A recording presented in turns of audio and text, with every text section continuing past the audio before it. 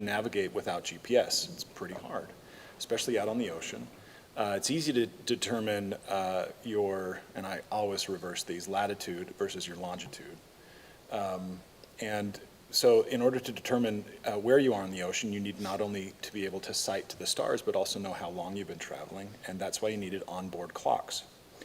Well, in order for that to happen, you had to have a good enough clock to withstand all of the movement on the ocean, and pendulum clocks and all of those other normal clocks don't really work out there.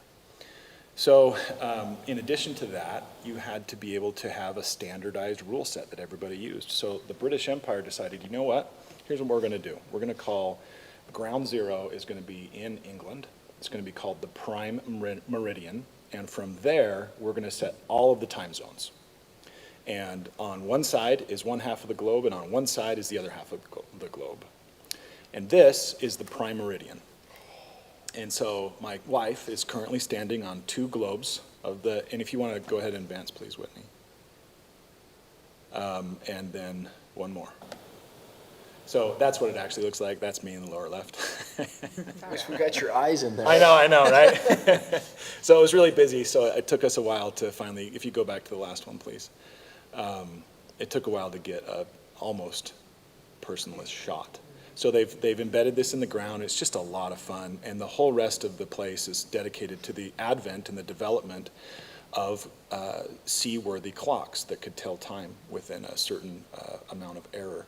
And I could regale you with that maybe offline, but here's the point I wanted you to make. And it feels like I'm moving on to a totally separate topic, but I'll bring it around in just a second. So some of you and I have discussed sort of what's gone on in my life. My father-in-law passed away from cancer last year, and he had just bought a bunch of tennis shoes, and I'm his exact same size, so my mother-in-law's getting, and I get a couple of pairs, and I took one of the pairs with me to England, and I didn't have a picture of it, unfortunately, but I stood in my father-in-law's shoes on each side of the prime meridian. And I told my wife, and she didn't realize it, I said, I took a picture of me and my wife standing astride the line of the prime meridian, and I said to my wife, I'm wearing Dad's shoes. In a way, he got to walk with us and stand in the two hemispheres together. She may or may not have cried. And she said, Dad would have totally loved this place. I wish he were here. So this is the thought I'm going to leave you with. We might not have tomorrow to say I love you. Make sure that you do. Thank you, Mason. Appreciate that. All right, let's do the pledge. We'll all stand together. Just so prompt. We're all supposed to say I love you. I know, right? I pledge allegiance to the flag of the United States of America and to the republic for which it stands, one nation, under God, indivisible, with liberty and justice for all. All right, as I promised, we'll just get a small introduction from Amanda. Yes, she's sitting. No. Okay, No. my name's Amanda Jorgensen. I'm a wife and a mother, and then the principal broker of Launchville Estate. I have 3 kids, 7-year-old, a 5-year-old, and a 1-year-old.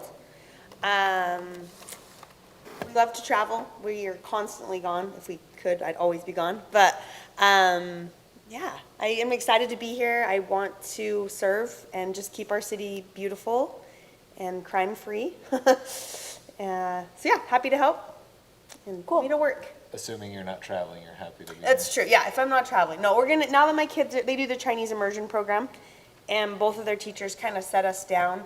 In 2021, we went to England for 6 weeks, and it was awesome. But the teachers were like, okay, so we're not gonna do that every year, right? Like, we're gonna be in school. So yes, we can't miss as much school. We gotta be home now. We get 12 travel days or sick days, that's all. That's what they told you? Yeah. Oh, okay, that's how much you So learned, okay. we'll be home a little more often. In the summer, though, you might find me gone. Cool. So, yeah, Well, welcome. thank you. We have a lot of new members also. Lorraine is new. Tyler's fairly new. And so today is a day devoted for training. Okay. Yay! So this will be fun for you, our one audience member. You can get trained along with us. So I asked Jennifer Robinson a couple days ago if you'd all had done the Open Meetings Act training? Yeah, I hadn't, but it's done now. You got it done now? Okay. Mine's done. Did you send, you sent her your certificates? Okay, Oh, super. did not I send did too. I sent Yeah, it. you gotta send her I your missed those certificate. instructions. I'll Yep, do that. yep, you gotta send her your I certificate, have so. just a screenshot of it. but- Yeah, that There works. goes my salary. I know. Dang it. I'm in trouble there. So anyway, that's my next plug week. from her. Okay, so the first item on our published agenda is training from Corey. I'm assuming it's from Corey. Lisa. Lisa, on our bylaws. Robert's Rules is first. What? Well, my script is wrong. Okay, first is Lisa with our Robert's Rules. Great, Okay. well, thank you. And congratulations, we have a full planning commission. This is very exciting and everyone's here. So welcome Amanda and thanks for that thought, Mason. You make me all choked up, you know. My dad's sort of on his last leg, so it's a tough I'm sorry. tough time, but anyway, I really appreciate this time to talk about some exciting stuff about running a meeting.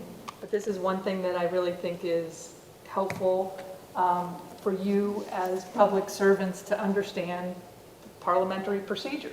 Because you can take this training and these rules anywhere. If you're on a corporate board or, you know, another committee, we all use these rules, and we've been using them for a long time. So I'm glad we started in jolly old England, because that's sort of where our parliamentary procedure started.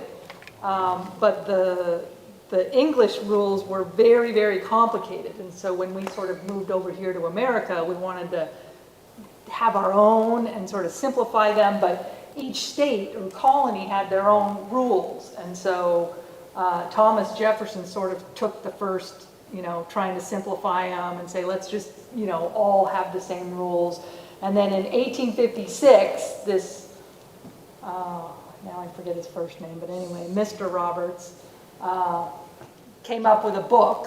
You know, it's getting bigger and bigger, but he actually came up with these rules, Robert's Rules of Order for Parliamentary Procedure. So they're based on a lot of history, and like I said, it's very nice to have these uniform rules. And really, they're sort of the basis of, you know, sort of our democratic government and decision-making. So we all use these rules so that our meetings are fair and efficient, and, you know, everybody can have things to expect. Now, the public doesn't necessarily know these, but a lot of people may. And I think also using these rules helps make our meetings, you know, I guess it's not quite professional, but, you know, we have a way of doing things, and it makes sure that we're providing people with their due process and their time, so everyone has an opportunity. So before we get into the specifics of the fund rules, I have this small book. I have a couple of them, but I usually give them to the chair to borrow, and I think Heidi has borrowed one of these before, my highlighted version. But I like the simplified rules. That's what we've adopted for the Planning Commission. We don't have to follow them to the T, but in general, we try to follow these rules. So, but what I thought I would do is go over, we have this, I can't remember if it was Becky Wright or Shaylin, one of our planning commissioners came up with these this little cheat sheet on how our meetings are run, and then also how to make a motion. So I'll hand these down. It looks like we only have 3. We may want to have some more. Oh, good. They're actually here. Oh, good. Oh, I do. everybody. We'll share. We've got one more. Awesome, thank you. Did you need one, Corey? So what I like about this cheat sheet, and I think it was great, and we put it out every time, you know, because we only meet every couple of weeks, so we might forget in between.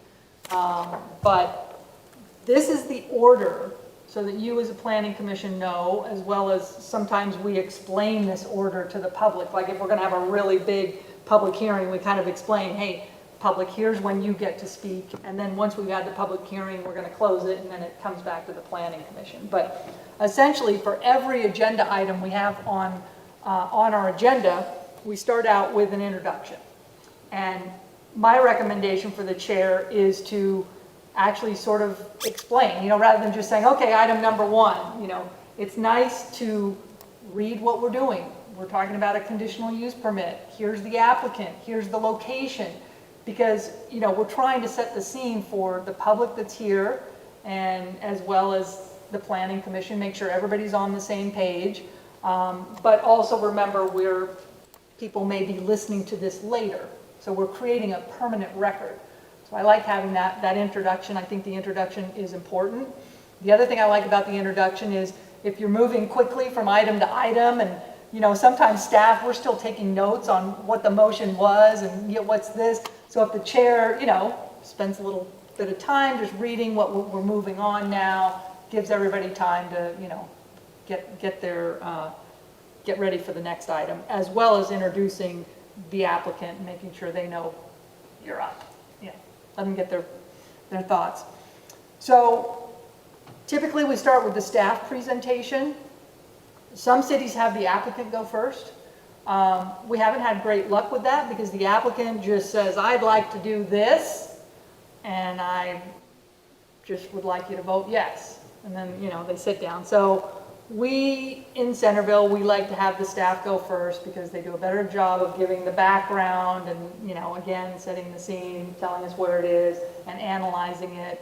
And then we turn the time over to the applicant to sort of add to that and explain, some of why they're asking for this, or if they have anything that they'd like, that's different than what the staff, sometimes there's some debate, but we let the applicant go next. Now, with the staff presentation and the applicant presentation, you can ask questions. We typically have the chair say, after staff finishes their presentation, the chair will say, does anybody have any questions for staff? So that's the cue that think about your question, because if it's for the applicant, then kind of save it, but if it's something that staff might know, then we can ask staff. If staff doesn't know, they'll just say, that's a good question for the applicant, and someone can take a note and make sure that we ask that of the applicant. I do recommend and ask that, unless it's like something you just got to get out, to save your questions till the end, because it is disruptive to a presentation to start asking questions and getting staff off topic, and so it's nice just to hear the whole presentation. They're usually pretty quick, maybe five minutes. Usually they don't go more than 5 minutes, and then you can ask your questions, because the question may also be answered. I'm not saying you can't ask, but just know that it is a little disruptive and gets us off topic pretty quickly. Same thing for the applicant. Let's hear the applicant, and then the chair says, are there any questions of the applicant? The other thing about questions is that this also respects the chair, because the chair is the one running the meeting.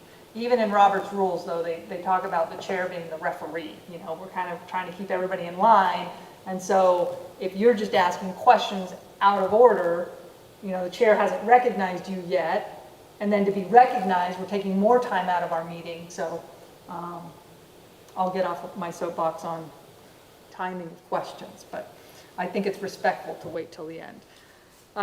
So once we've asked staff and applicant those questions, I do like asking the questions, because sometimes I hear the planning commission say, well, I'll wait till later. I do like having most of the questions before the public hearing, because the public may want to hear those questions. The public may want to know, oh yeah. So, because once we have the public hearing and we close it, it's not really appropriate to have them come back and ask questions, and so it's nice to have most of our information up front before we hit the public hearing. So, on to the public hearing. I like introducing the public hearing and, saying to the public, okay, we'd like to open the public hearing. This is the time for the public to speak to this matter. We request that you, keep your comments brief, and that you keep your comments to this agenda item. And, kind of helping them, because some people, this is their first time getting up here and speaking. I think, if you've been on the planning commission for a while, you'll see some people, they're nervous, they're not sure when they're supposed to get up, what they're supposed to say. So it's kind of nice as the chair to, help them. teach them, okay, now's your turn. I like, Heidi will say, now or never, come up, or, let them know that this is your time, because we always do get those, oh, I got one more question, and, usually we can, technically, you really should reopen the public hearing. If you're gonna let one person talk, then, are you gonna let the next, and anyway, it can get very circular, and, so we make a comment, then they make a comment. So I do like letting them know, this is your time, we're gonna close it after this, and then the planning commission, it will be back up on the table for the planning commission to discuss and debate. So they just have an idea, that's the way this goes. The other thing about the public hearing is, remember that we want the public to speak to the body, and speak to the agenda item. And so, and not, like, sometimes they'll want to speak to the audience, which can get awkward.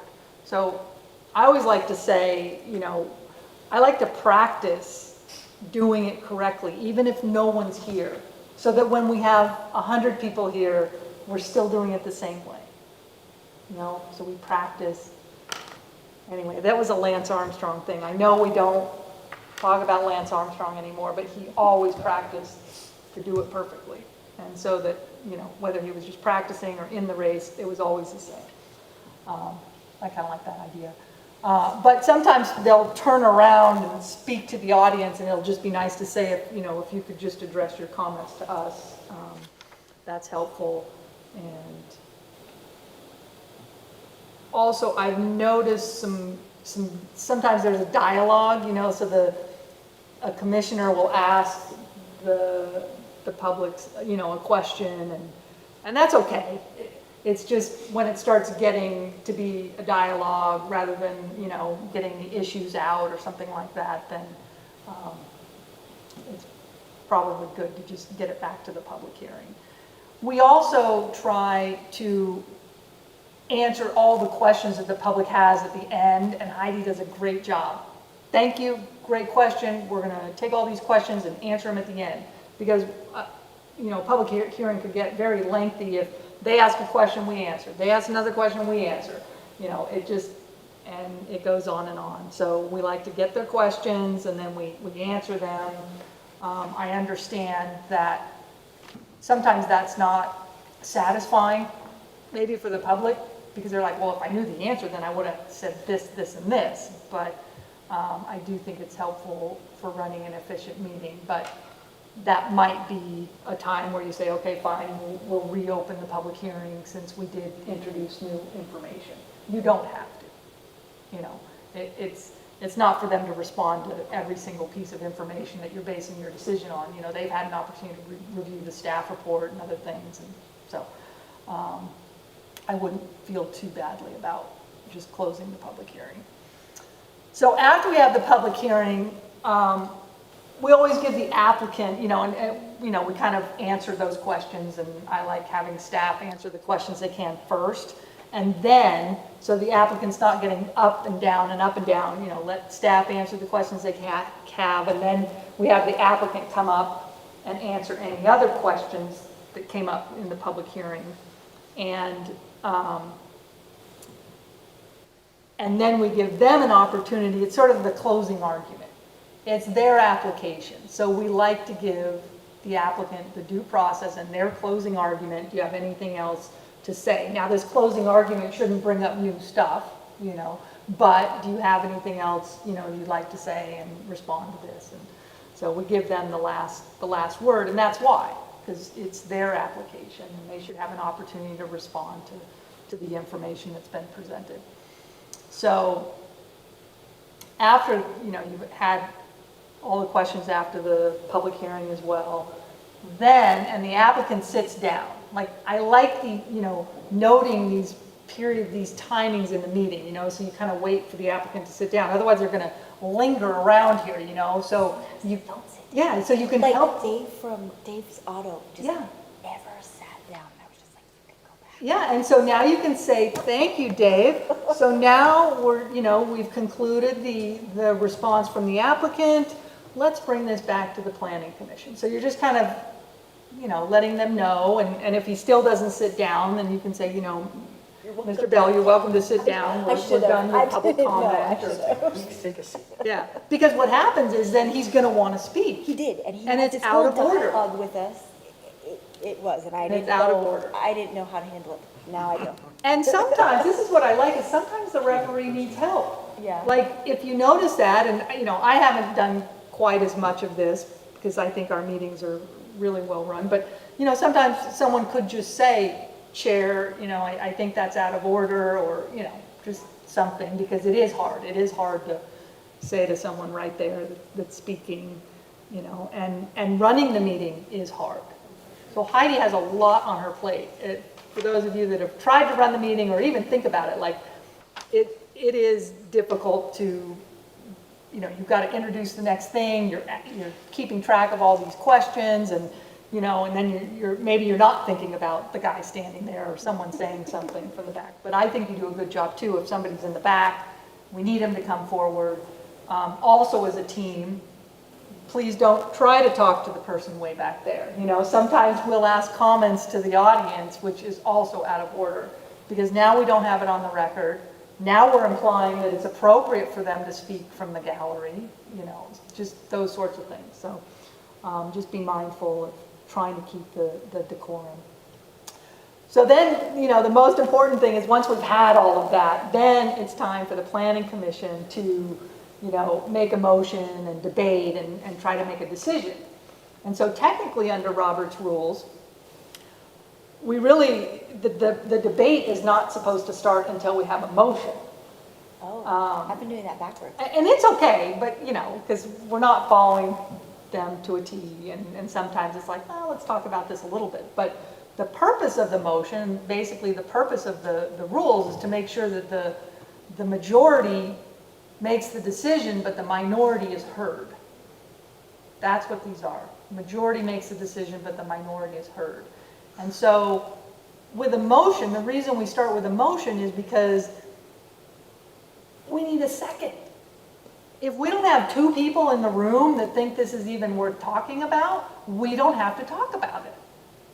So that's the efficiency of the rules, that's why we have a second to the motion, because if there's no second, then we're not going to debate this and we're not even going to talk about that. Now, that rarely happens with the planning commission because we have applicants and things like that, but there may be motions to table where we say, well, no, I disagree with that. We should talk about this. Or there's a motion to approve, but some people think we need more time. So anyway, I just like remembering that we get it on the table. And also remember, like, generally the person that makes the motion or makes the second, you don't have to vote in favor of it just because you made the motion. The motion is to get the item on the table, make sure that the group wants to talk about it, and then start your debating so that you can make a decision. But I like that. Of course you don't have to vote on it just because you made the motion or the second, because someone might have some really good debate that changes your mind. And I like that. I like that you're coming to the motion and the meeting without your mind necessarily made up. So you can listen, to the public hearing, and you can make comments about well, this was brought up, and I think that was, a good point. Or you can listen to your fellow commissioners and make that decision. And that's what I like about as well, that we have this, civic dialogue and debate. And I think the Planning Commission does a really good job at that. We've always said that, you do a really good job talking about, well, what about this point and what about this point? It's a very respectful dialogue. So I think we do a great job with that. So in looking at this, so we've got the motion and then we've got the second. So I guess now we're kind of in the middle of this cheat sheet and the discussion and the debate. But once we have that second, I did find in this little book as I was reviewing about withdrawing a motion. Because sometimes this comes up and we make a motion and then it's just, shoot, it's too complicated, I didn't say that right.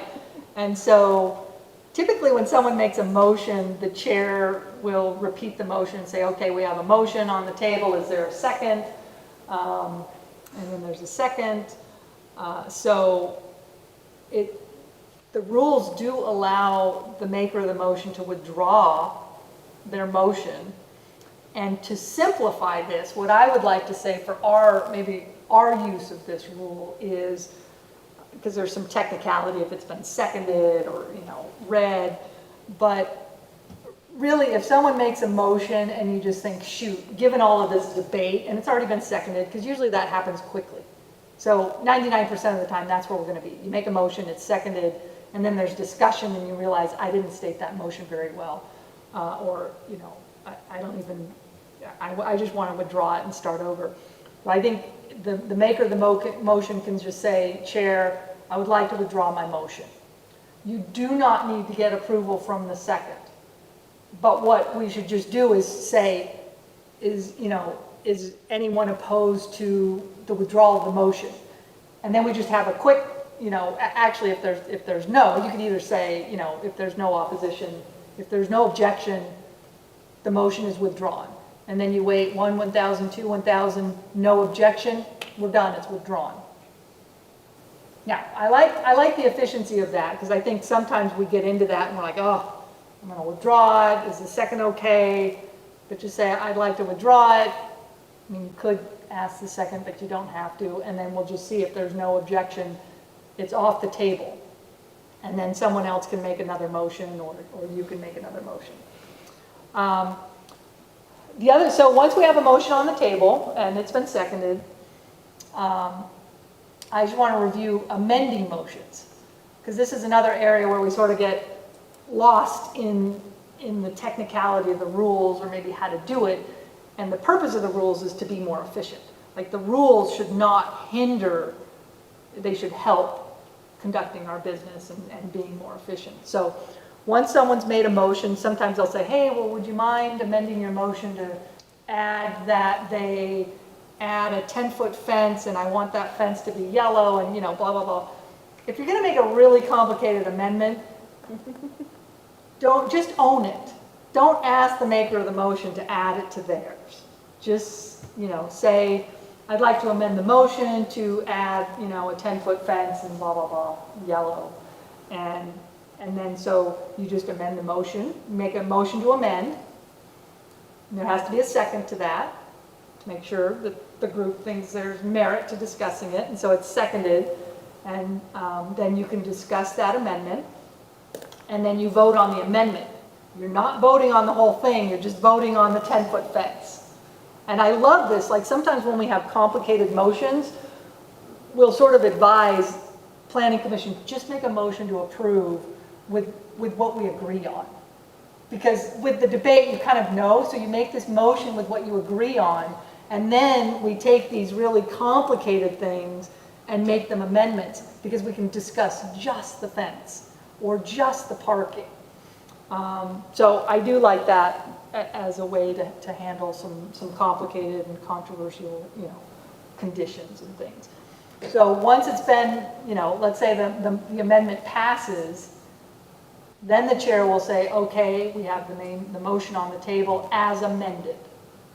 So now it's a motion with that amendment. You can amend it again to talk about the landscaping or the parking, but as you can see, the amendment process can actually go quickly.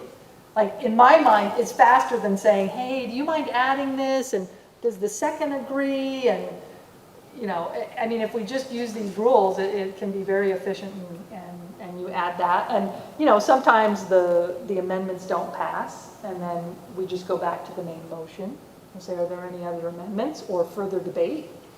And that's another nice thing for the chair to do is, is there any discussion or debate or any amendments? Like, remind people you can amend the motion if you want. So any questions on that amendment process? It's a two-step. You vote on the amendment, and then you vote on the entire motion as amended. And sometimes it's nice to, so the first time we do an amended motion, we can kind of walk through that and make sure you understand you're not voting on the whole thing. Because you can vote no on the amendment and then vote yes on the, on the main motion. Okay. Because typically when there is a motion, and then, I move that we include these items and this amended item, and then we vote on it. Yes. We're supposed to vote on the amendment first before doing that. Well, so you can make your motion, and this is what I'm saying, sometimes if it's controversial, but if you're making the motion and you've already had all this debate and you know it sounds like most of the planning commission wants the 10-foot fence, you can just say, I hereby make a motion to approve this conditional use permit with items 1 through 5 as recommended by staff, and an additional item number 10 for the 10-foot fence. We'll call that the 10th Amendment. Well, it's not even amendment, it's part of your motion. Even though it was only number 6, yes. But it is, you see what I'm saying? It's not, you can add that to your main motion, it's not amending, but it's amending the staff report, if that makes sense. So on easy things that sound like you're all like, that was a great idea, let's add that, just add it to the motion, that's easy enough. The other thing is, I'm certainly willing to concede, like, if the maker, just said, I want to add I approve, I move that we approve this item with 1 through 5 and item 10, that they add a fence. You can say, do you want to add that it's a 10-foot fence? Because sometimes we just forget, and that's a really quick fine, let the maker do it, because that's probably quicker. If it's something easy that it seems like they might have just forgot. But if it's something controversial, that's what I'm saying. I like the amendment process for that, where I'm saying just own your own. Don't try and convince someone else to do it. We haven't done a lot of controversial things I with know, that's true. this group this year. It's been very, Yeah. I'll bring some if you want. no. Yeah, would you? You can just take care of it on your side. Yeah. So, but I have full experience commission where that now, that's the happened in time to do previous it. commissions where these people were a part of. I mean, Mason probably was, but Maybe it's just because we're doing it better. I don't know. I'm just saying, we haven't experienced that yet. Well, So normally now our- that you've introduced it to us, now we'll do it. Yeah, normally on our motions, we just add it, and so it's added in the amendment, or added in the motion itself as opposed to. Rather than amendment. making an amendment. Yeah, and I'm fine with that on things that you think, I mean, General. yeah, maybe 75% of the time, you'll just add it to your motion. Yeah. And And that's then, probably also because I've been having us debate it first before we make a motion. Yeah. So I'll try to switch that. That's a good point. So heads up on that. I'll try to switch it and do it like Lisa wants us to, where we'll make a motion and then debate it for next A motion to meeting. debate it. that's true, yeah, that's a good point. So if you put Yes. so the motion would be, I don't mind if you discuss it briefly before the motion. At least get your questions and Yeah. Well, right, clarity answer answers. your questions. Yeah. And then normally I say, let's discuss it. And then Yeah. after we've discussed it and everybody's feeling good, I said, does anyone want to make a motion? Yeah, I don't mind that. I do think the way you're doing it is efficient, But if it gets into like the substance and we're going back and forth, that's when it's time to make a motion. Yep. Because now you're debating and, I think it's just good to get a motion and see where people are, and then you can add amendments or not. But I think this is a good sort of transition into my other good reminder is that it's debate and discussion, not necessarily negotiation.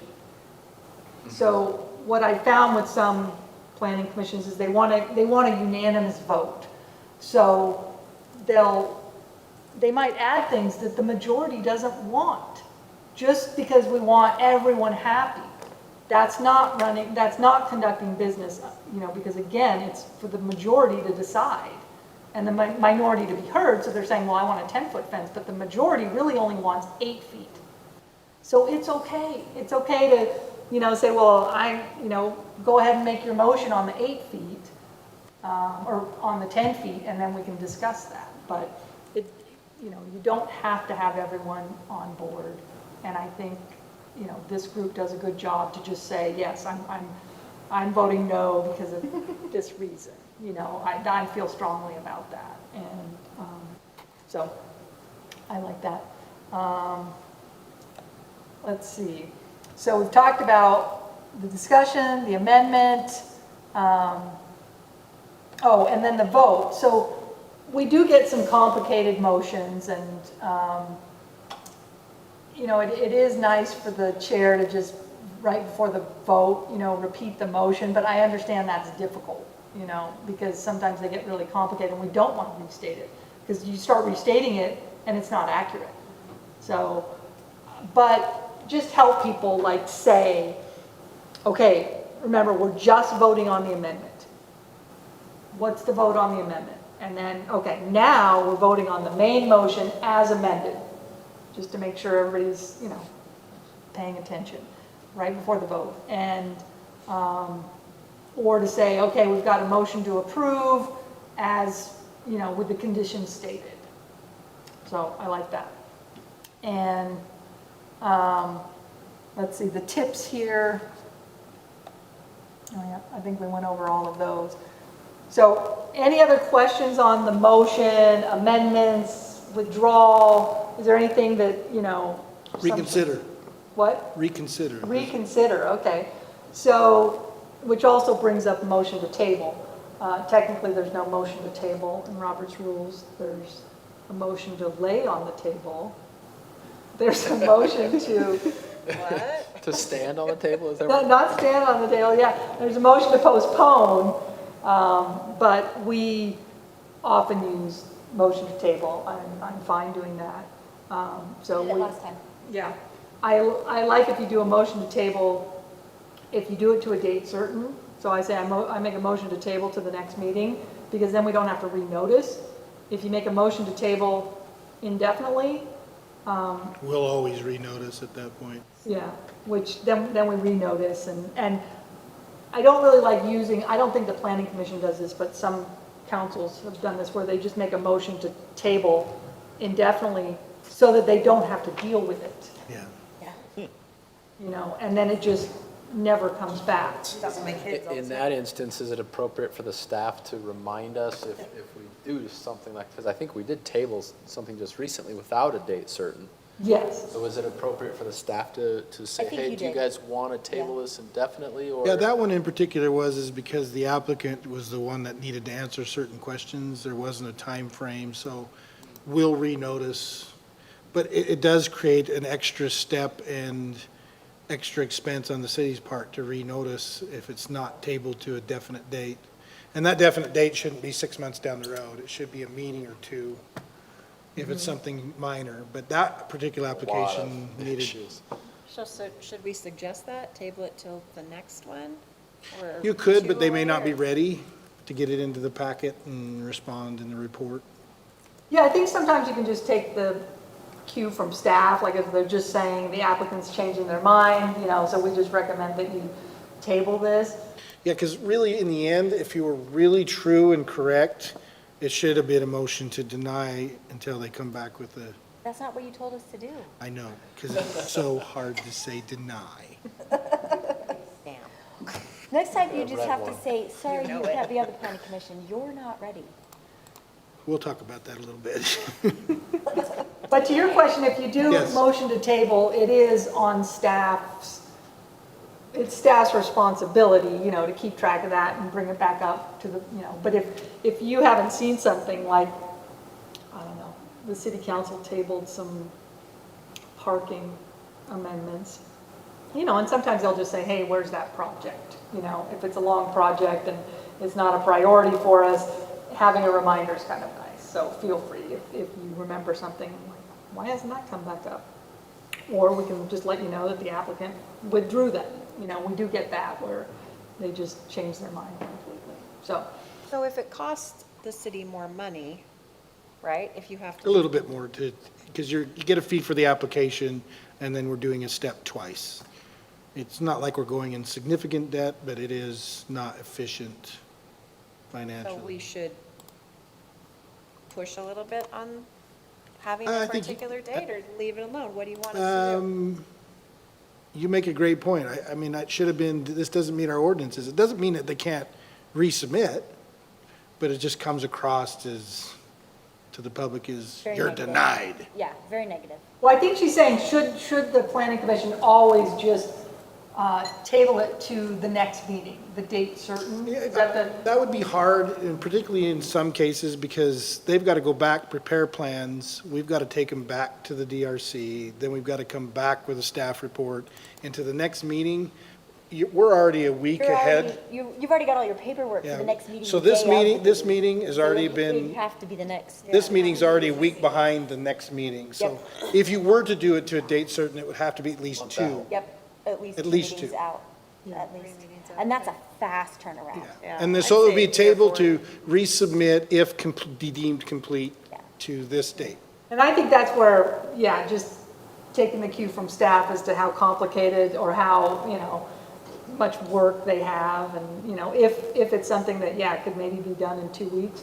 But believe me, that 2 weeks goes by very quickly, because the day after this meeting, staff is preparing the approval letters, and, and what? The notices for the next meeting. Yeah, and the notices for the next meeting, and so and then the applicant doesn't get it in till the next week, and then they're doing staff reports, and so it's surprising how quickly 2 weeks goes by, thinking, I mean, it happens to me all the time with city council. I'm like, oh yeah, I can get that for the next meeting, and shoot, it is tough, because the notice has to go out, so you have to know it's gonna be on, and then usually we, have a staff meeting and we talk about it, and then it has to basically be done by Thursday, because the packets go out Friday. So it's pretty quick. So if I have- if you table it to a date certain, that date certain expires and they still haven't come back, do you If- renotice? If you specifically table it to a date certain, we will put it on the agenda, because we've been directed to put it on the agenda, so it will go on the agenda, and we will either say, not ready, Table it again? yeah, table indefinitely, or whatever. So if you do say, put it on the next agenda, we will, regardless whether it's ready or not. Okay. And I think we could do that, and I would say 2 weeks out, and then if it comes, we'll put it on the agenda, and you'll know whether we just should Yeah, I still think hold the just application or not. case by case. Yeah. I don't want it every time, do it, because it's a lot of work. Staff has to put it on Civic Clerk, attach all the documents, so if it's not ready, I don't want to waste staff's time putting it on there, just as a matter of course, but, I agree. okay. She seconded that. So to Corey's question about a motion to reconsider. So sometimes you'll make a decision and you're sitting there and thinking, no, I didn't realize, or I'm nervous about my vote, I want to change my mind. Typically, motions to reconsider really are rare. Should be rare, yeah. Typically, technically under Robert's rules, a motion to reconsider has to be made at the same meeting. Because everybody knows, everybody was there, so they're assuming still here, to hear that, oh my gosh, we're gonna talk about that again. Because it is a matter of notice. Most people think, oh, they made a motion and I'm gonna go home, and then they find out later it was brought back up. But the way we handle it here in practice is that you can make a motion to reconsider at the next meeting, up to the next meeting. Like at the next meeting, you realize there was other information that you didn't know or we should have known, and some rare circumstances, so you would like to bring something back up. As Corey said, it should be rare, because you've made your decision.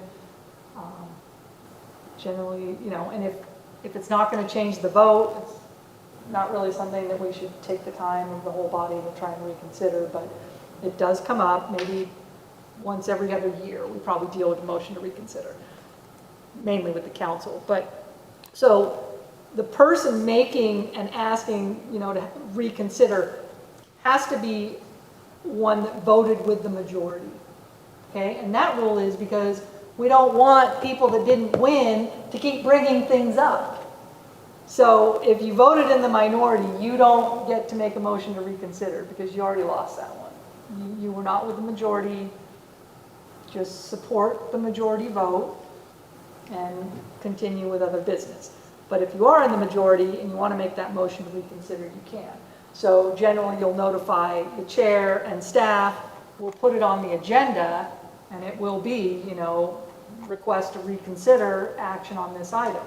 And so again, kind of like amendments, the motion to reconsider is a two-step process. The person requesting it makes a motion. I hereby make a motion to reconsider this item that we, voted on to approve the conditional use permit at our last meeting. Is there a second? So there has to be a second. If there's a second, then you can talk about why this, the unusual circumstances of why this should be reconsidered. And then the body has a vote to reconsider. So if it's if it passes, now you've made the motion to reconsider and the item is back on the table. So it's back on the table, and then you can make a motion, I hereby make a motion that we deny this, or I hereby make a motion that we approve it, but we go with the 8-foot fence, or whatever reason it is that you wanted to reconsider it in the first place. So you just make a brand new motion because the matter is back on the table, or you amend that motion, whatever it is, and then you vote on it. So I don't know that we'll use that very often, but yeah, that's a good question on motion to reconsider. Any other fun, maybe technical things you've wondered about, or that we could make our meetings more efficient? Oh, I don't know about that, but sometimes, I don't know that this commission has ever done it, but previous commissions have chosen not to vote. Were you going to talk about that? I'd like abstention voting. Yes. That's a good question. My position is, and I think even in our bylaws, we've added this because we were getting some abstentions. I think you are here to play your role and make the hard decisions. And most of the time an abstention vote is just because I can't make up my mind. But you're here to, you're responsible to educate yourself, understand, and then make the difficult decision. So Robert's Rules does talk about, silent, which could be just this abstention, but, my recommendation is that you vote when you can. Now, if you decide you can't and you move to abstain, that's your prerogative, but we would prefer that you do your job. And, with a 7, let's say Mason decides to abstain, now we've got a 3-3. And that's probably when it's going to come up, because you're like, shoot, I don't want to be the one that approves this. When do you have to explain when you have to declare that you're abstaining? When the vote is called for or before? That would be your vote. That's what people try to just say, it comes, it's time to vote, and, it just says no. And I understand once every 4 years, you don't want to be that one, it's Walmart. And it's a tie vote and you just can't do it, so you abstain and then it doesn't pass. And then off to the Board of Adjustment we go. A tie vote is an automatic denial. So any comments on that, though? I mean, I know there's different opinions, but I'd rather hear, like if it's a no, let us know why it's a no. If it's a yes, and yeah, once a year, once every 4 years, I understand there might be times that you're going to use that. I'm not. There's only 5 of you present, 2 vote yes, 2 vote no, and you're the one going, Yeah. I'm the enemy either way. And if you really can't do it, again, I should ratchet it back. I don't want to shame anyone to, being put in that difficult position. That's why I'm staff. I'm not on a commission or an elected official, because I do understand it's difficult. The way that we voted for Heidi to be chair was we did put like her name on a piece of paper, send it in, and it was anonymous. Is that even a thing that you can do in the planning commission? Yes, because we're voting on our chair, so we can decide the procedure. You really should decide. But in regards to like actual planning Applications. commission items, Yes, all of your votes have to be public. have to be public, okay. Talk to them about when so this happened to me because I lived adjacent to the Hive, I couldn't vote on that one. Recusal, yeah, So- conflict of interest. So recusal, so explain that scenario to the. Okay. And when you have to disclose something. Okay, great, yeah. We are required to give the planning commission conflict of interest and ethics training every year, but maybe this could Count for it. we do have Utah Municipal Officers and Employees Ethics Act, and that Ethics Act applies to Planning Commission, and requires you to think about your personal interests and your interests as a planning commissioner, and, you know, think about, do I have a conflict of interest here? Some of those conflicts might be that it's a family member that's the applicant. To me, that would be a pretty clear conflict of interest. Another conflict that I recommend recusal is if the project is adjacent, touching your property. To me, it would be very difficult to be objective in that situation. And so under the Ethics Act, there are specific, our statute does not technically require recusal.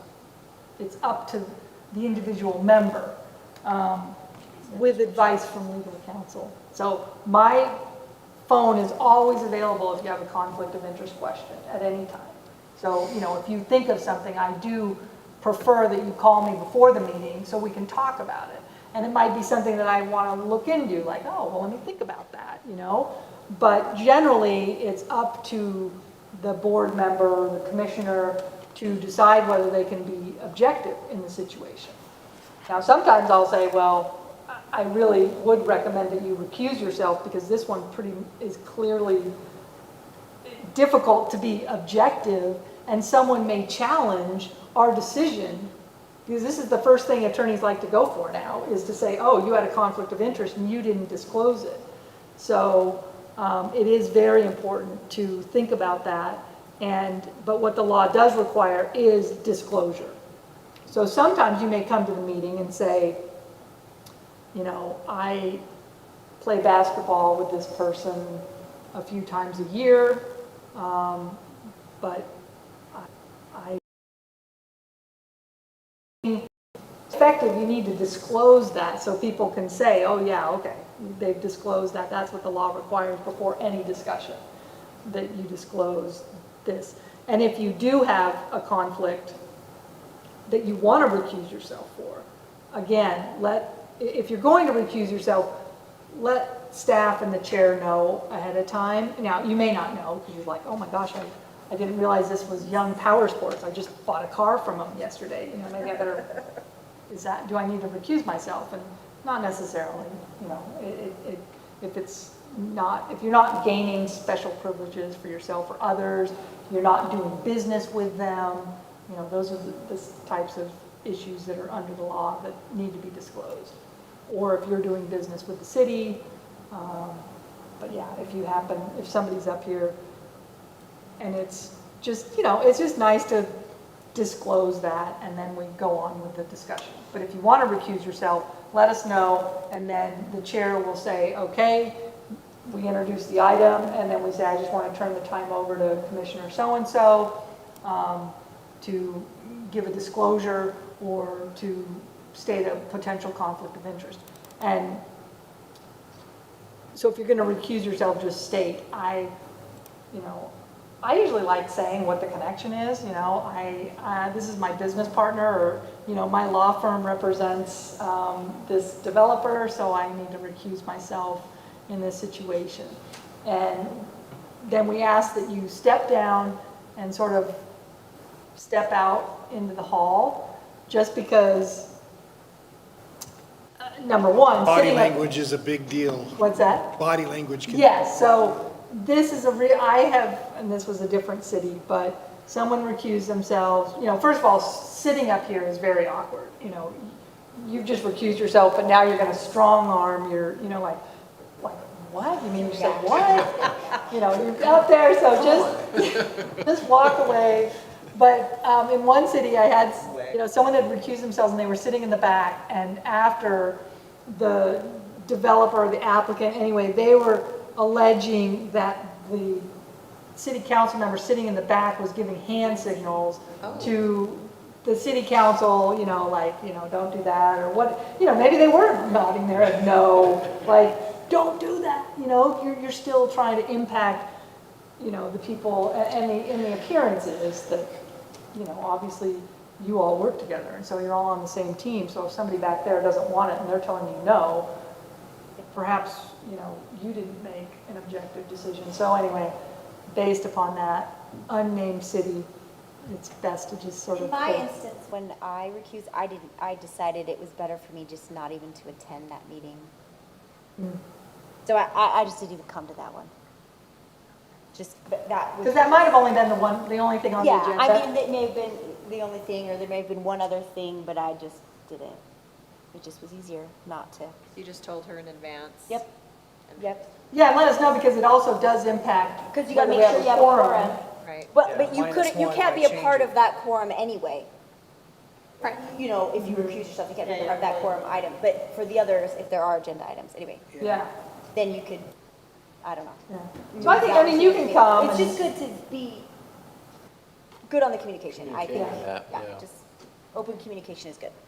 Yeah, and yeah, just be mindful, and for, maybe the first few months, like, or, like I said, just feel free to ask anytime, and I'm happy to talk about, that doesn't even need a disclosure on the record, or, yeah, it probably does. Certain disclosures, you have to fill out, we have all the commissioners fill out that conflict of interest form when you start, and then usually the city recorder sends that out in January or February again, to just, yeah. I So think Amanda's Amanda's got got that right there. Yeah. Yeah, so it's really just disclosing, any kind of business that you might have that might do business with the city, or, those sorts of connections, but not a lot of them are probably gonna be listed on that annual disclosure. It's just gonna come up if, if you live next to it or something like that, so. Okay, good. Any other? Do you want to give us your number now? Oh. Or privately? You want Oh, isn't privately it on or your publicly? email Is it? signature? Is it your? Yeah. yours is? Yeah. No, Lisa's. Oh, have you never Lisa's gotten is on an her from email Lisa? signature. I don't think I so. can send it out. Maybe you should just email it I to can us. send it out. Just email it to Okay. us, yeah. Well, I have my work number. Don't forward but- your friends. I know. But I also use my cell phone for work. I don't really consider it my personal number. I mean, I've been using it for work, so yeah, feel free to call either one. Once she retires, she'll get a new phone number. Yeah. Is that it It's for then, the islands. for your training? Yeah, sorry, Well, Took longer we than asked I a lot thought. of questions. We didn't do what you asked us to do, which was wait for questions and answers to the end. We no, just you're asked probably, as we well, went. with training, you can ask questions anytime because I- it's relevant to the topic. I It was would, just generic ones that maybe we didn't answer. yeah. I just wanted to add, Mason was a part of this, but when the Hive was voted on, that was a very compelling public hearing. And that one was very, there were a lot of high emotions there. And I think it helps when the public has the opportunity to ask all of the questions, the chair and the commission makes note of all of those questions, then you basically put a pause so that emotions don't get ramped up and ramped up and ramped up. When you ask a question and you get immediate response, it can elevate and escalate really quickly. And that one was already escalated. So by doing it that way, everybody takes a breath and calms down, and then I'm done talking, because as you said, most of the time, the public hasn't had the opportunity to speak before a body, and so they're already in that heightened stage of nerves and whatnot. So I do think that's a very logical and thoughtful way to manage possibly contentious public hearings. So Yeah. And I do think, yeah, that was emotional. that was a fun one. And they're most likely Numerous. expecting an answer right at the spot. Yeah, and so spot. it's good, and so sometimes, I'll just read the room, well, we've got no one here, so there's probably not anyone gonna be a part of the public hearing, but sometimes there'll be like 10 people out there, and so then I'll go through that paragraph that says, hey, let's keep it on target, let's keep it 2 minutes, we'll answer your questions all at the end, just so they know.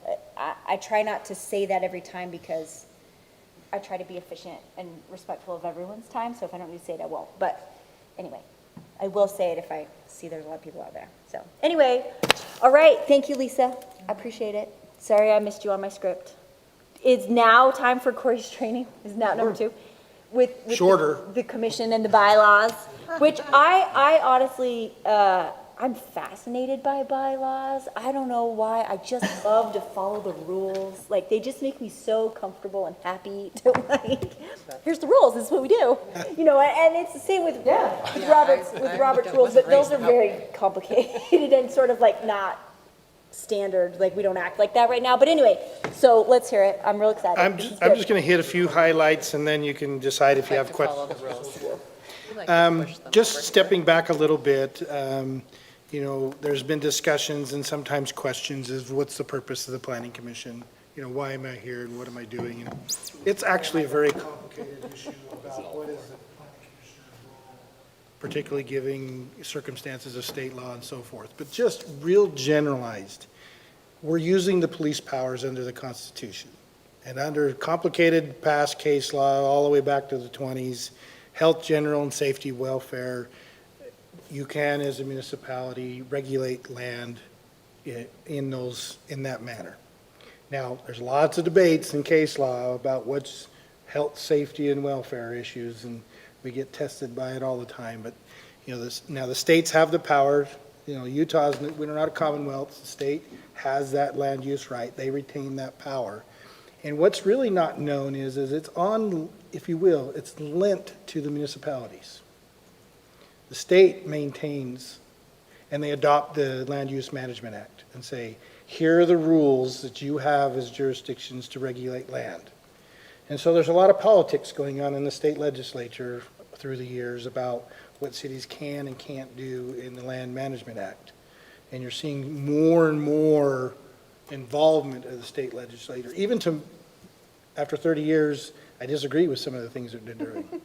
You know, they're eliminating the city council from the decision-making in the subdivision ordinance now. So there's a lot of tension at a state and local level about land use regulation. But your purpose is to recommend policies to the city council about land use planning. And in a perfect world, that would be your main job, that you spend all your time doing, perfecting the zoning ordinance and the general plan of the city. But doing the public business is always the issue of transparency. And so just assigning a zoning administrator to make all the land use decisions and have something like the Hive pop up, Yeah. and there's just one person that decides yea or nay, doesn't build the confidence in that. Although that's, the rule's the rule, and if it's followed, and if the person making the decision did follow the rule, they can appeal it. But the transparency issue and getting it out to the public, and, you know, you see controversial things pop up out of nowhere, there's a lot of rumor mill and distrust of government that gets accentuated already that we have. And so that's the Planning Commission. Your representatives as citizen planners, looking at projects, looking at the ordinance, and staff's here to help, but you're given the authority under site plan reviews. You're given the authority to at least take the subdivision to a certain point, they regulate to conditional use permits. And this is all your role, and it's the idea of we do the hearings, and we do that role. And I'll bring up hearing a little bit later because there's some misunderstanding. But that's your role, is to help do and implement the land use policies in doing the public's business. Meeting agenda, it says 24 hours because that's state law to get the agenda, but when you have to deal with project applications, they have to be 3 business days to the applicant now. So we comply with state law by getting all of the information to any applicant the Friday before the meeting. Friday, Monday, and Tuesday count. Technically, the day of the hearing doesn't count.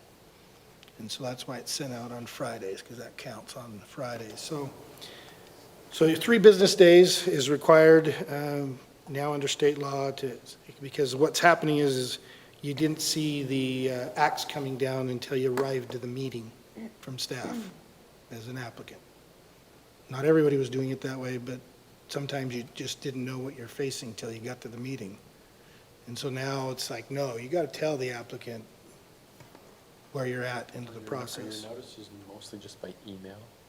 It's all, yeah, it's email through, and we use the same links. They don't get a board view, but they get a public view of all of that information. So they get that.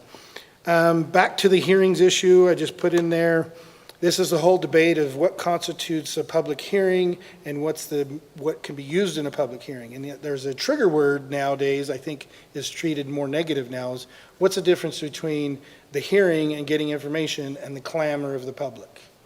Because when you're doing a rezone, which is a legislative decision, so you'll notice on the agenda, the commission is to ask for legislative versus administrative, because they play different roles. Legislative is a recommendation from this group to the city council. And the rule, the real simple rule of making a decision under legislative, as long as it can be reasonably debated, whatever decision, the court's not going to replace the decision of a legislative body if it's reasonably debatable. But if it's administrative, it meant you adopted the rules. So you have to show compliance with the rules. So if you get information that just says, hey, these 10 people don't like it in their neighborhood, if they don't address what rule and issue is being at hand, just because they don't want it, doesn't mean you should vote against it. And that's back to compliance with city ordinances at the end of your bylaws.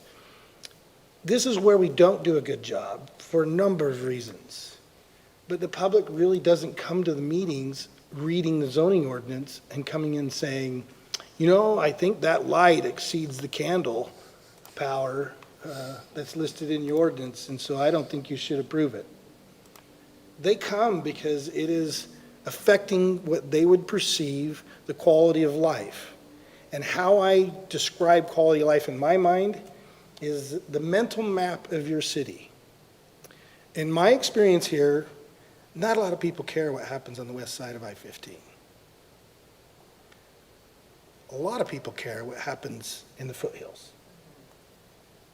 And that's where the mental map comes in. How is it affecting my life? And whether that's subjective or not objective is not what they're coming to the meeting for. They're coming to the meeting because they feel that something might be amiss or they're concerned, and they'll often throw out, if it's highly emotional, they'll often throw out a lot of triggers. And then when the commission doesn't vote the way the triggers are pronounced and presented, there's this confusion. But you know we don't like this. And just a war story, hopefully it doesn't disclose a commissioner, but a commissioner participated in the public during a project at one point in time. Then later, they became appointed to the planning commission. And an issue came up that was very similar to the reason that they were even participating in the process. And when the vote came down, there were still some of those same feelings, even with the individual that was having to make the decision as the planning commissioner. And the toughest place that person had to do is put on the planning commission hat. What does the ordinance say? And how should I vote as a commissioner following the ordinance? And when that commissioner voted against what would be the subjective desires, the public was pretty mean on that person. Called that person a turncoat in the background. And I gained the greatest respect for the individual, not because whether I disagreed with their subjective value, because if there are subjective values being not handled correctly, we should be changing the policy to do that, but not at the time of the administrative decision. We should go fix the rules afterwards if we discover a hole and get it corrected. So, you know, that's tough, and it was a great respect because I don't know what I would have done in that situation. Because one of the reasons it's criticized about somebody like me working for the city, not living here, is you don't understand us very well. but I've also been with colleagues who live in the city they work with, and it's taken out on their spouse in the community, it's taken out on their kids in the school when the person People can be so mean.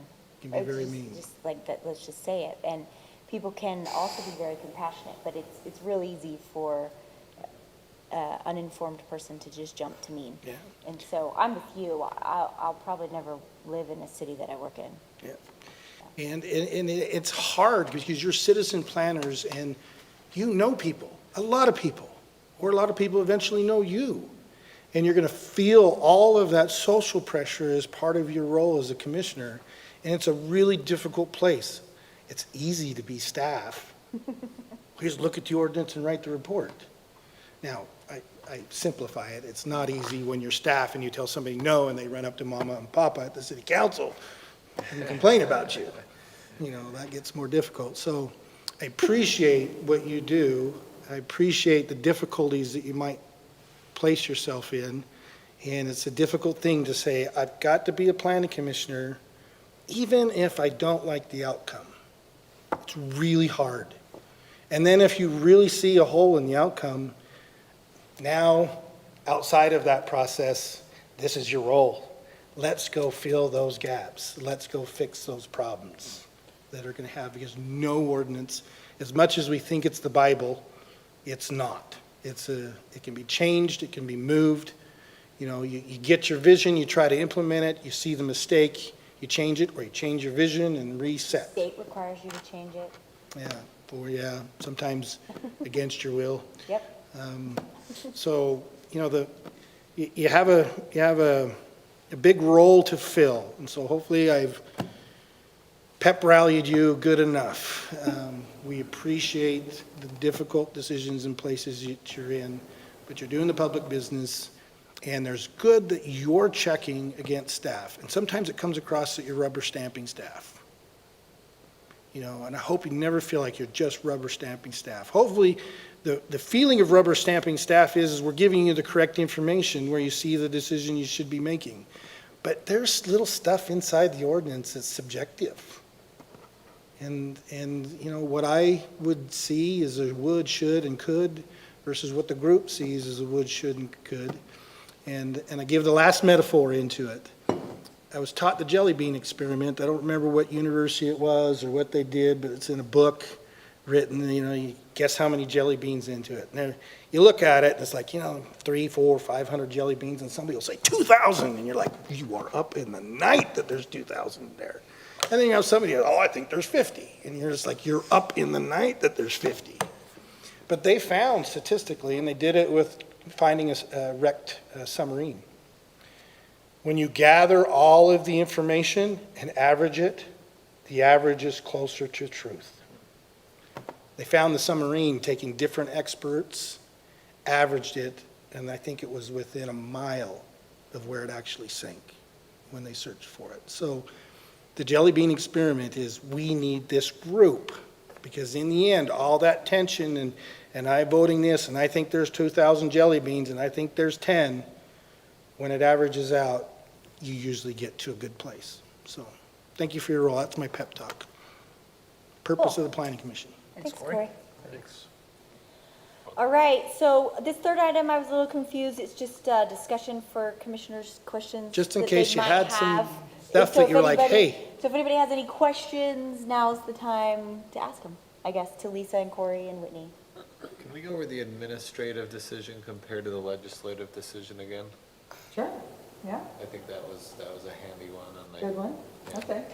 Well, so there's two different kinds of decisions that the planning commission or city council may make in land use, and one is an administrative decision, and the other is a legislative decision. So a legislative decision is one that's setting policy. So you are enacting your zoning ordinance, or you're adding a new requirement. And, oh, yeah, some new requirements. So legislative decisions are really setting policy, and the planning commission just recommends to the city council legislative decisions. So it'd be zoning ordinance amendments, subdivision amendments, and general plan amendments. And the administrative decisions, a lot of those are now at the planning commission level, and those are decisions that actually implement the policy that's already in place. And so what Corey's saying is on administrative decisions, all you're doing is checking to make sure that the application meets the ordinances. You don't have a lot of discretion because the policy's already been set. And we want to treat everyone the same, so we don't change the policy mid-application.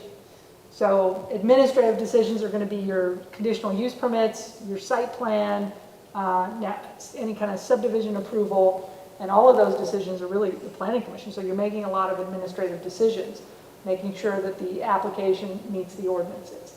Now, the big reason we make this distinction is because of the standard of review. And attorneys love talking about the standard of review because it makes a big difference. So the standard of review for legislative decisions is it reasonably debatable that this decision promotes the public interest and, general welfare?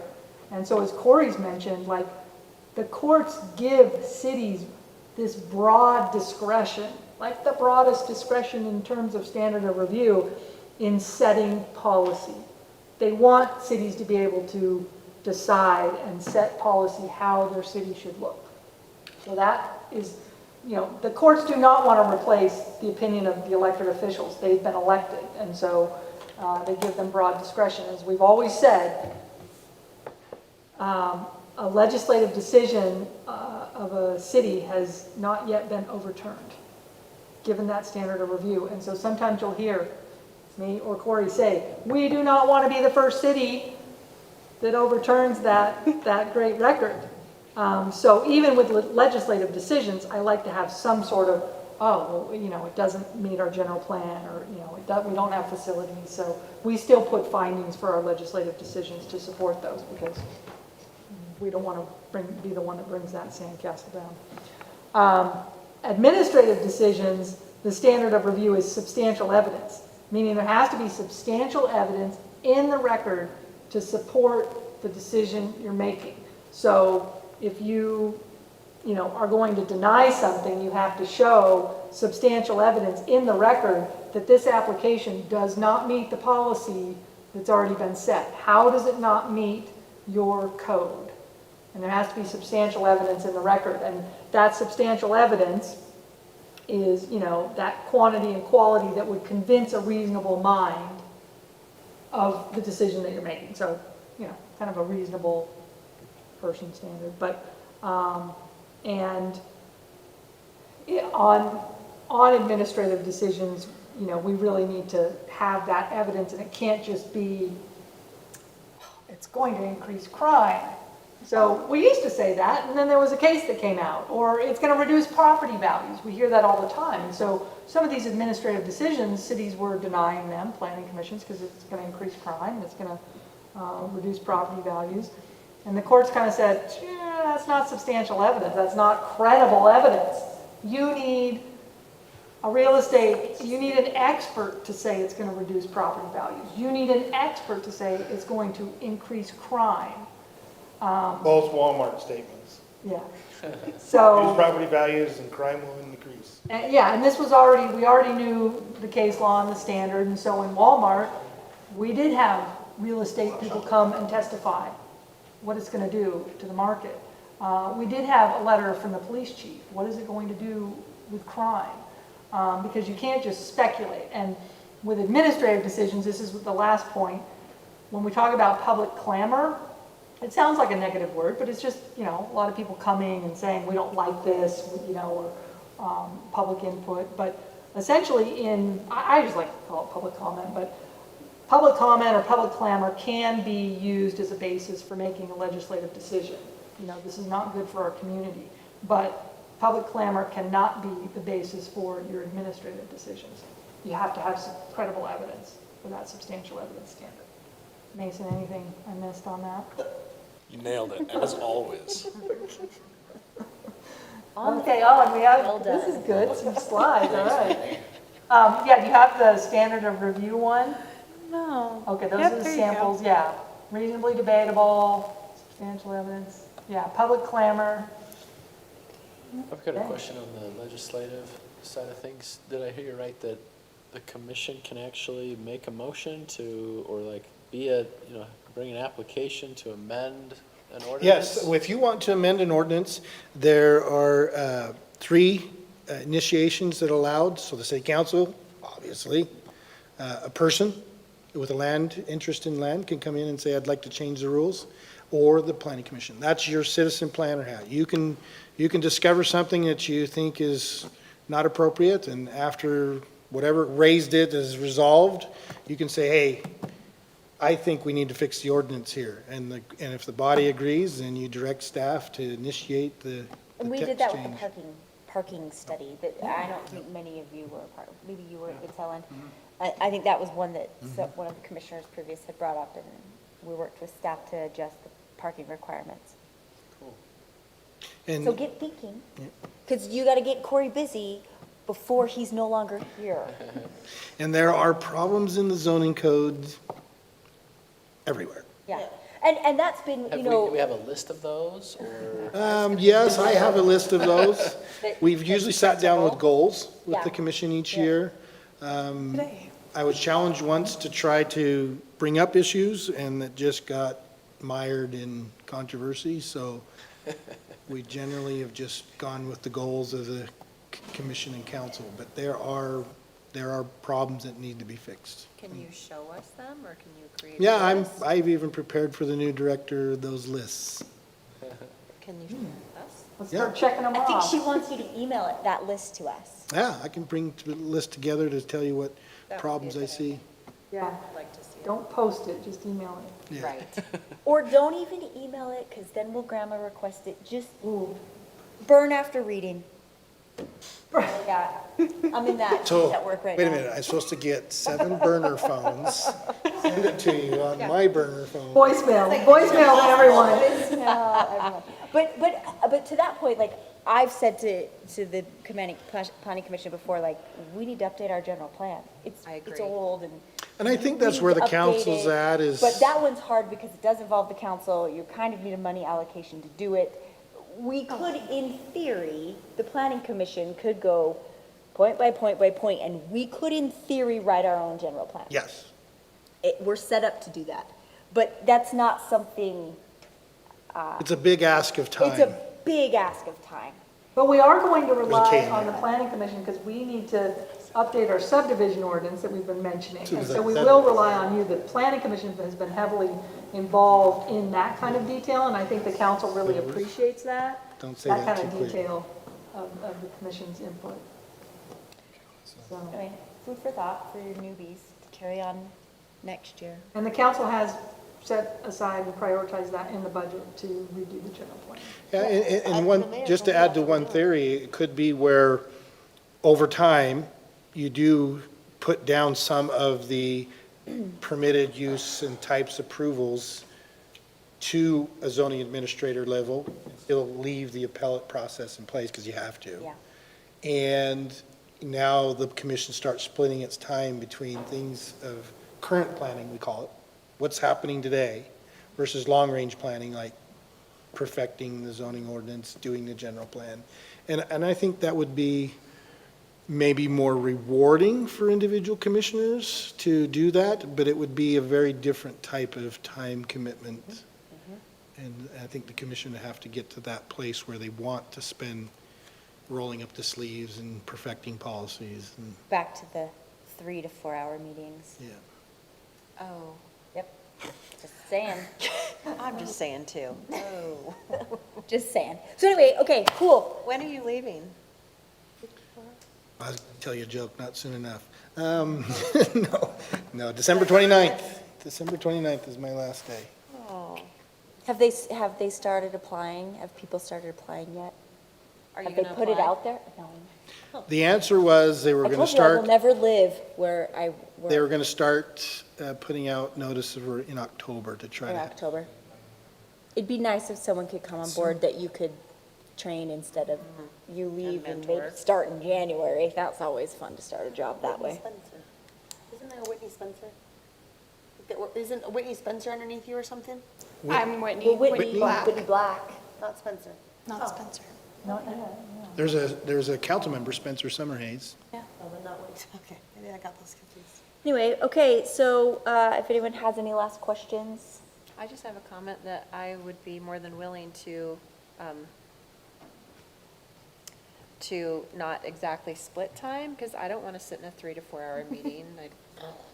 But I think that probably a lot of things need to be addressed that we probably could be doing or should be doing. Agreed. Yeah, And we can put something together so that you have that, so that you can select a goal list. And that's what we typically have done, is each year had a goal list. But this year's goal list kind of dropped off because we were going to go tackle the elephant of the general plan. And then we didn't get funding. it just didn't really get Then- traction. And with me leaving, the traction started deteriorating even And it took us faster. until now to have a full commission. And you have an election year. Really hard, they don't like to do An election year year. sometimes can drive Have a lull. issues unnecessarily. And so I think with the new council coming on this next January. Yeah, it'll be good. New some planner. budget, a new planner, They're, get rid of the old habits of the other get rid planner. of Corey zoning. I did a good job for about 5 years and then, Corey, stop, okay. All right. Sure. What, but I don't that would buy be it. great I don't if buy you it. could maybe send that to us, then the commission can start thinking about what goals they want to make as we get towards the end of this year. We could set some goals that would just set the commission up next year with our goals, and I think when you have goals and you know the direction you're going, it's always easier sailing than if you're just winging it. Yep. So I think that's a great idea. Thanks, Lorraine. Yeah, I'll do that. thanks, Corey. Anybody have any other thoughts and questions? All right, so I guess we get your community development director's report, Corey. We have 2 items for the next meeting. Ta-da! Oh, is it down to 1 now? Water tank. Just the Jensens. Oh, the water tank? We don't Oh, we're get to see delaying that, right. Why don't we get to see the water tank? We just need to discuss it as staff and address some Oh, things. we don't get to see it? Come on, Sean. It's been tank. I'm lost. No, I'm just kidding. Painting it or something? It has been taken. We're gonna take that. Oh, so we'll have 2 It could be a Oh, new yeah, I think we motion. have, so we have 3 right now? up on the hill? Yep. Oh, the hidden one. Yep. They wanted to, okay. So I remember a couple of weeks back, the Walmart was on here, did that? Oh, yeah, for- Yes. How did that, what happened there? Because I know they're so under construction right now. and I Yeah, it was a like, lot well, of, we it was a don't- lot of email arm wrestling, and they acquiesced to what the development agreement said and decided to comply with it. And so because of that, then they don't have to come before us and Right. ask for a modification to what they should be doing. Right. Cool, Okay. cool. Oh, the Neat. exterior paint. And so like with painting and everything, they have to. It looks good in there. They are staying with the original, well, it's the second version of the scheme, painting scheme that they're going to comply with, and they didn't decide to challenge the sign issue. Good, Nice, So- good. good. Well, good job. Way to strong arm them. Strong arm them. That was just emails and quotes from the development agreement and city ordinances that they finally took it back up to. I mean, you're dealing with the architect, so they're just Yep. doing what the client wants to Yep. do, and it's Yep. got to go back up through that chain, and it just took a while to go back through Got the it. change to say, do we want to change it because this is the most interested thing for us in this? And they came back and just I'm decided. just happy they planted plants where we haven't had plants in planter boxes in like a decade. And I'm like, these will last 6 months. Yeah, probably. But anyway, okay. All right, so let's approve our minutes. I hope everybody had a chance to read them. I asked you that question about closing. I Do I emailed need to- Jennifer and she never said anything. Do I need to, when I was reading, I'll just ask the group here, when I was reading the public minutes, there's one of the, I think it's on, is it page 2 right here? Yeah. It states that I opened the public hearing, but it doesn't ever state that I closed it. And I don't know if that's, I didn't go back and watch the movie, but I'm fairly certain I did because I really try to follow that script.